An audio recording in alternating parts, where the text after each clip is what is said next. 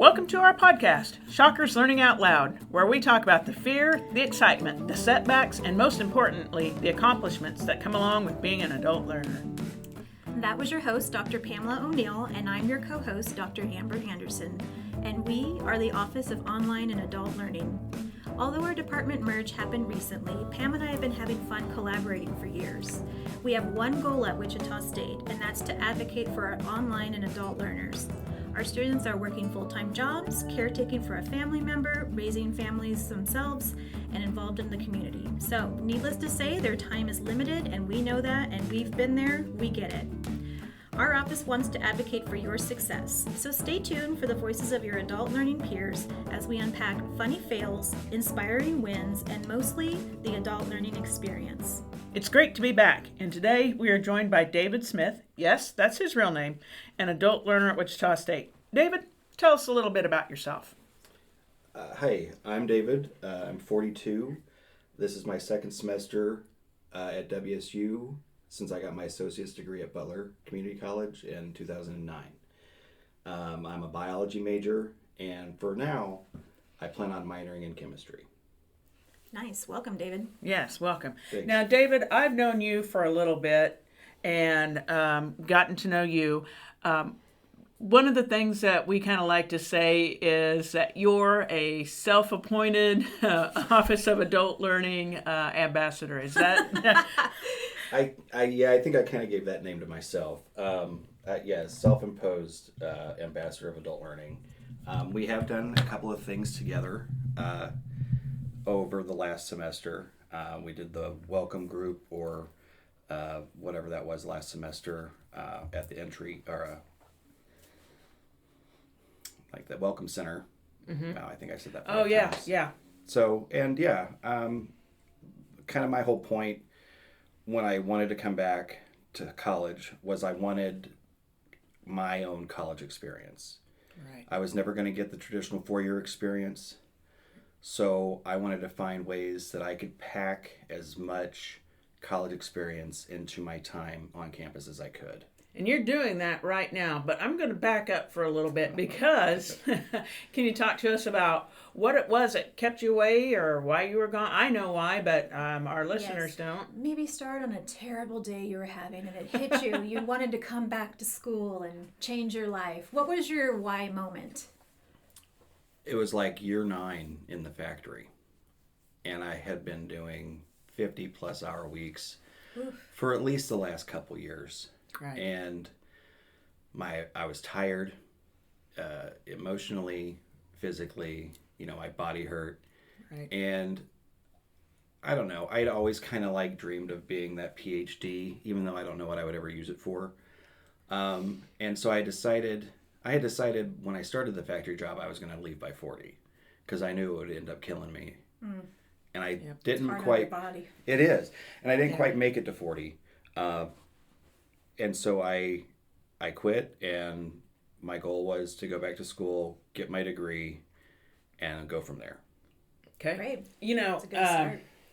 I'm going to follow up a little bit on that because your story is a lot like mine. I was working at a printing company, and it was 50, a lot of times 60 and above. Mm-hmm. And when I first got my bachelor's degree, the advisor told me, he said, "Do you remember what you told me the first time you came in?" And I said, "I can't remember." But he did. He said, "You wanted to get your degree before you broke your back."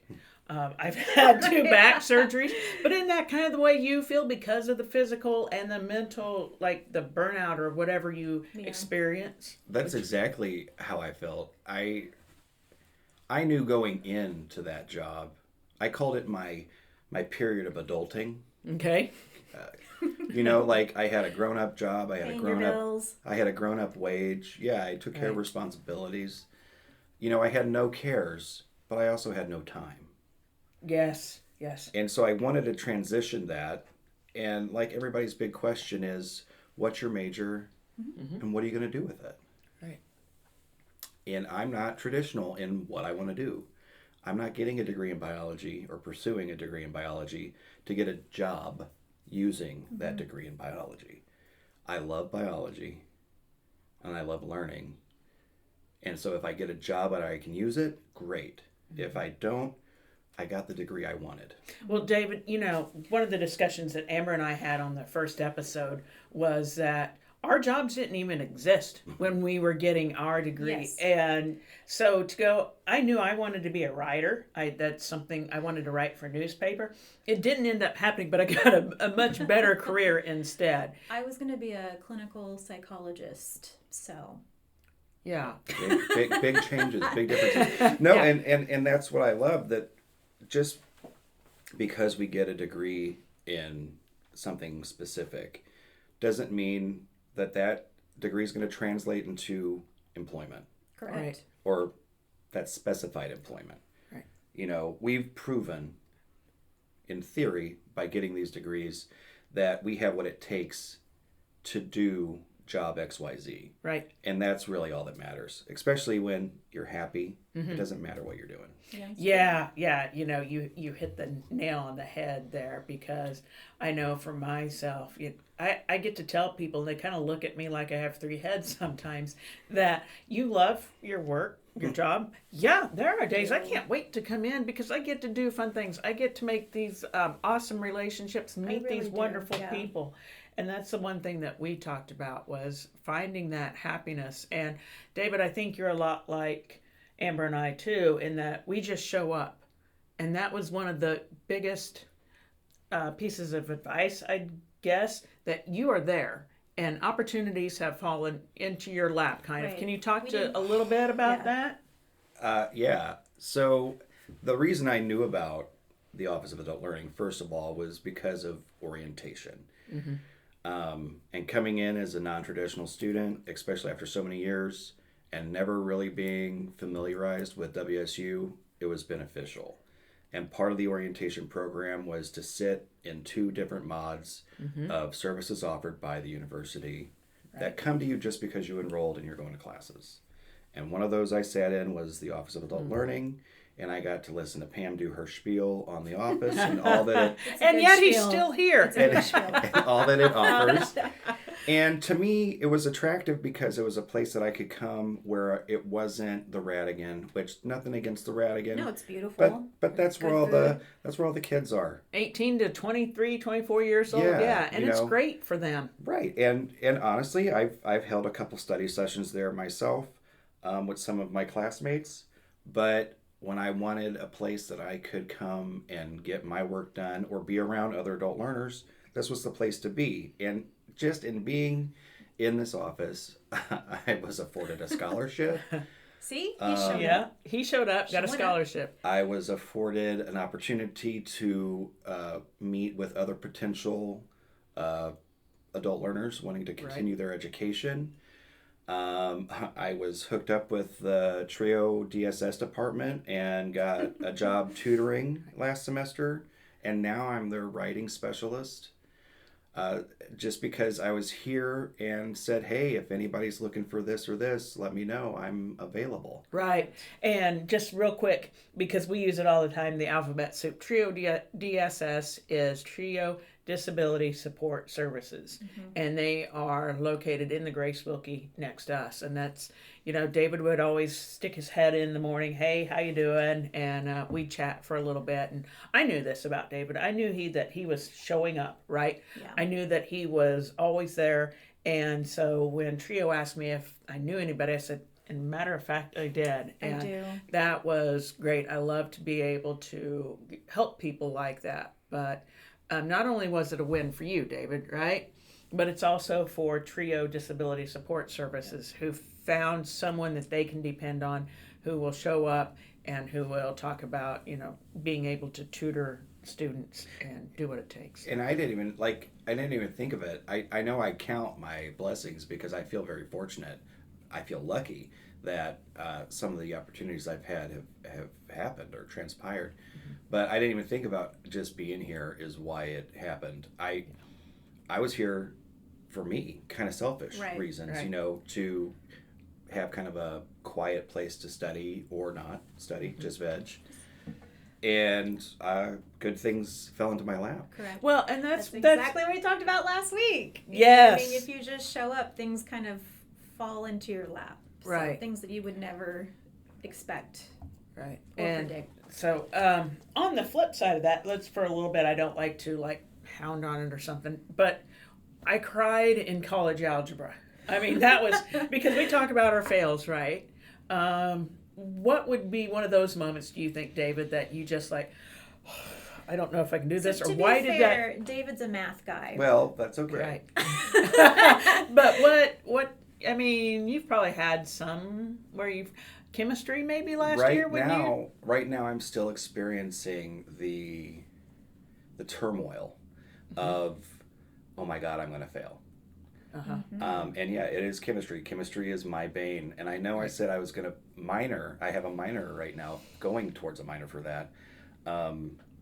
It's tough. Right. You know, I'm a bio major right now. Biology seems to be pretty good for me. But chemistry, it's a struggle trying to set up study groups. We don't have an SI leader for Chem 2. Real quick, SI. What's that?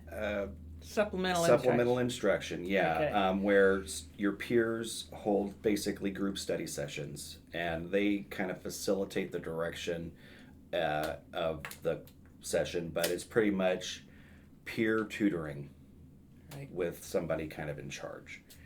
But we don't have that for Chem 2 this semester.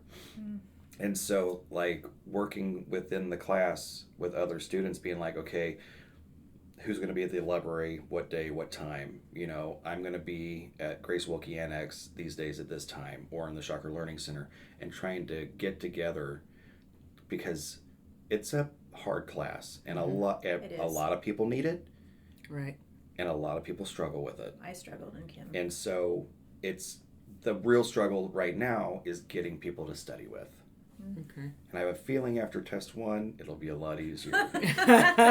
More people are going to realize they It's need that true. study. Yeah. Right. So, but that is my struggle, and my lab instructor Micah pointed out to get that 4th class for chemistry, there are easier chemistry classes that I can take to complete it. So Okay. I think I might take that advice. Yeah. Well, and that's just it. You know, Amber and I talk about the mistakes we made and the experience we can offer our adult learners for what it's worth. And part of that is, take this class, or if you're struggling, do this. Or which professor. Even. Yes, that makes a big difference. Yeah. Yeah. I remember in chemistry, I was terrible at it because I would study, and I guess I didn't study the right material, but most of the class would fail the exam, and then we would all wait for the curve, and that drove me crazy. Yeah, but at least you got the curve. That's true. You know, if that one person gets the 97, then you got 3 points, and if you're at a 65, 3 points doesn't matter. But yeah, fortunately, we're structured where we drop our worst test, Okay. but it's still pretty wicked. It's pretty wicked. I agree.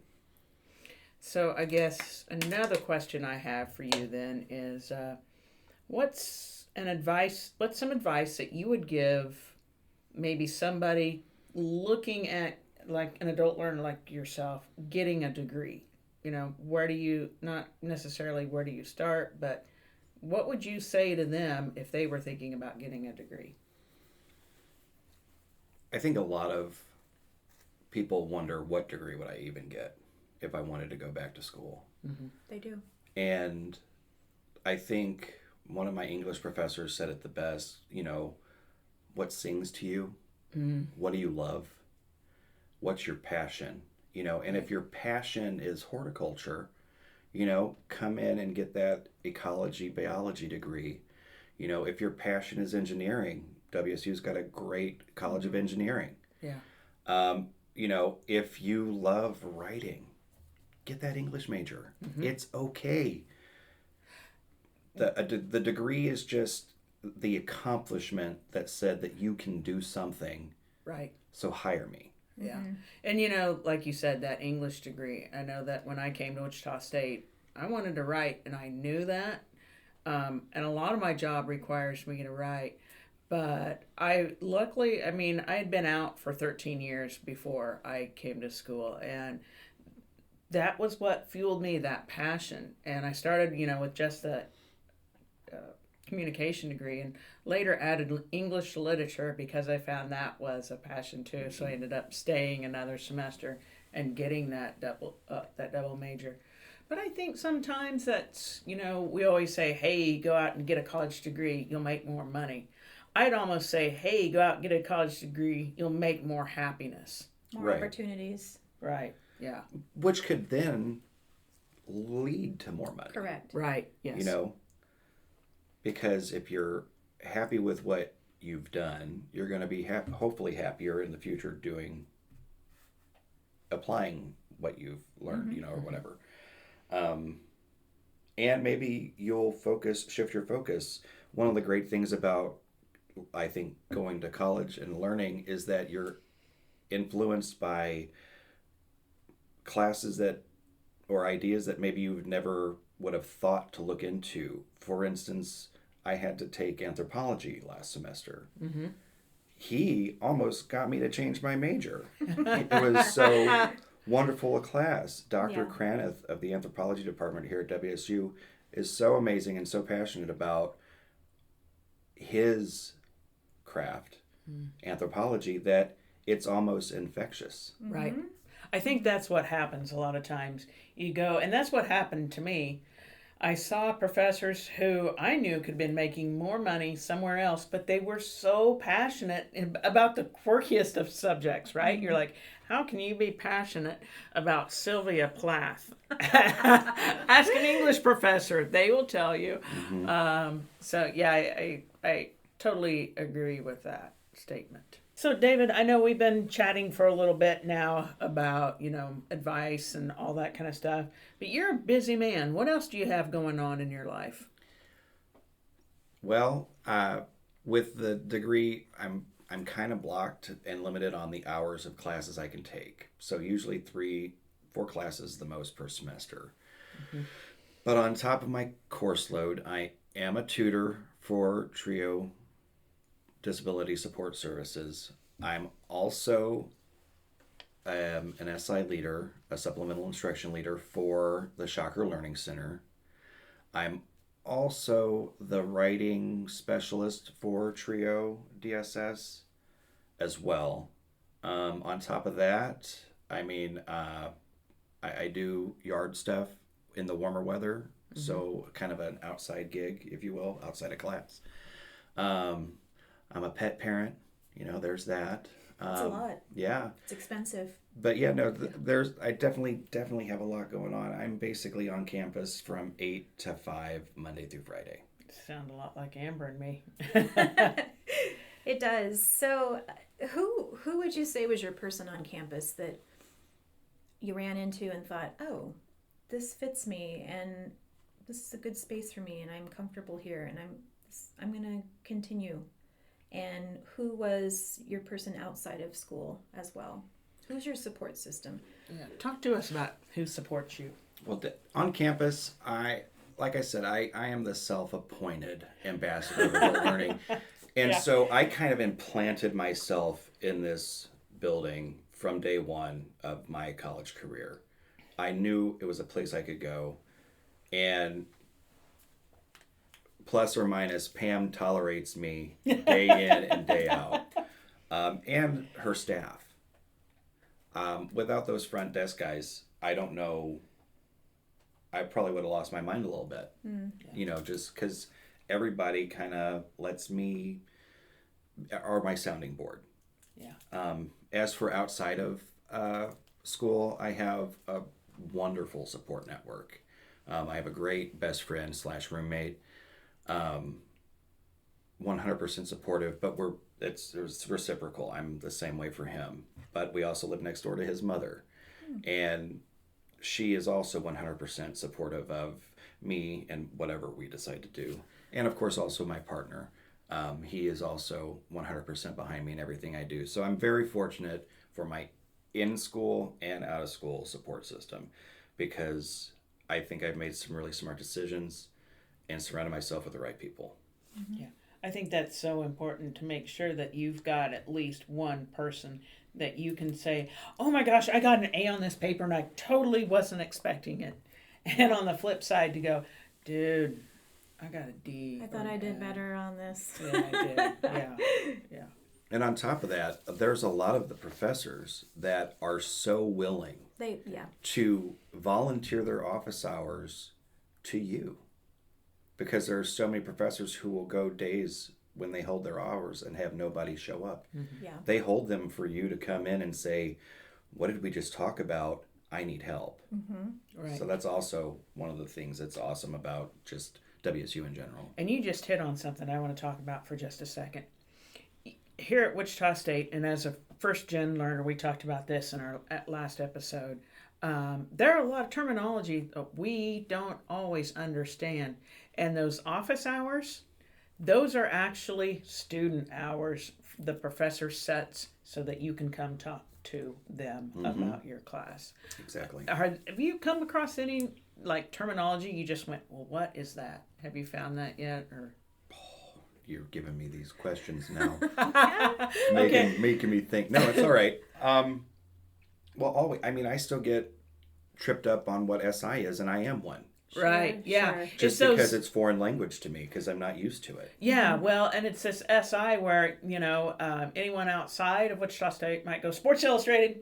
Or student instructor. Yeah. Yeah. You know? Or student involvement or whatever it is. Right. But yeah, we throw around these acronyms or these abbreviations like we expect everyone to know.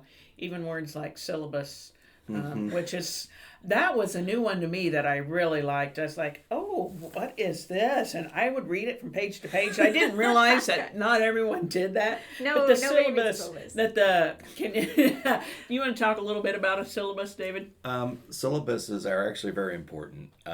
I get questions, like even today, when I was holding my session, today's test day for a lot of the Math 12 people. And he was like, how important is this test? Like, how much of a grade is it, And I said, well, it's in your syllabus. I said, but it's probably, depending on how many you have, 20 or 25% of your grade, because the bulk of your grade in math comes from testing. Right. So, but the syllabus includes all your course information, the hours where your class is going to be held, when your professor or instructor is doing office hours, how they scale grading. For chemistry, an A is an 85 and above. In biology, it's a 90 and above. So, there's a big difference depending on what course and how they curve everything. I feel like the syllabus is a contract between students and faculty, and it clearly defines expectations. Expectations and how to contact that professor, because sometimes a professor might want a phone call or just a drop in or an email. Right. So yeah, information there. So as you've been coming to WSU on campus and you've been doing everything that you do as an ambassador, I love that self-appointed ambassador, did you have any fears coming into, a lot of our adult learners are thinking, oh man, I am the oldest person alive to come to campus, or oh man, I should have done this a long time ago. And did you have any of those fears? And then when you got here, did you think, oh, that wasn't really a thing? This is my second time at college. So I was in my late 20s at my first go around, and I thought I felt old then. It's funny. It It funny. is funny. Yeah. And coming in at 40 plus now to get my bachelor's, sometimes I feel old, but it's usually when I'm talking to somebody and I make a reference to something in culture, and then I remember that they could be my kid. Yes, I'm this many years. Yeah. Exactly. Yeah. Right. And or even like a movie like Land Before Time, for anybody who was a kid in the 90s, they know what that is. That was the jam. Without question. But some of these younger guys don't know that. Right. What would you say you've learned about yourself? Wow, I learned that I don't know how to study.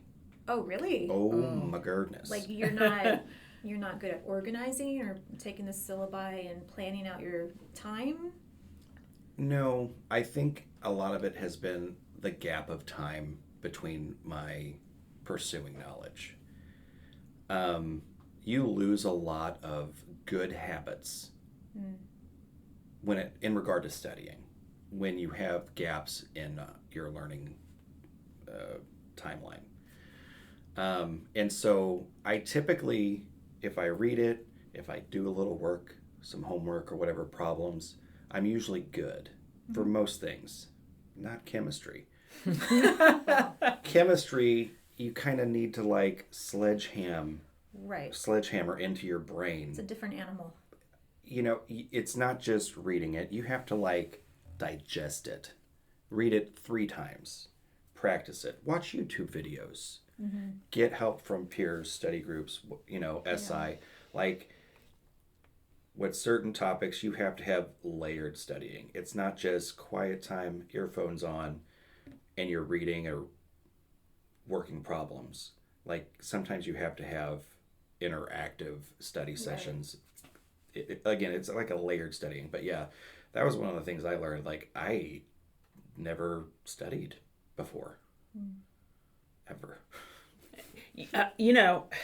I think I was the same way. I did okay in high school. I barely studied. And I was like, all right, I've got a solid GPA.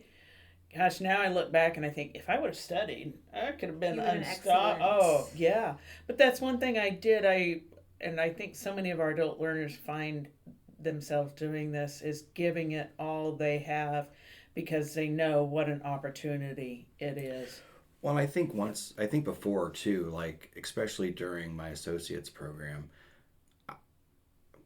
I don't remember studying that much. And I think a lot of how I got through everything was I wanted to. And I guess just the passion drove me. And maybe I did study and I just don't remember it. Or I was, 20 years, almost 20 years younger. And so my brain was still a sponge. Yeah. So yeah, that can be also a difficulty of adult learning, is, we learn differently. We learn a little slower sometimes because, we've been away from the material or academics in general for so long. Yeah. I think that, and you and I believe have talked about this, is that can be almost a negative side of adult learner. There are plenty of positive sides to being an adult learner. So I think maybe to wrap us up, can you kind of expand on that a little bit and talk about what it means, to the advantages? What you bring to the table. Right.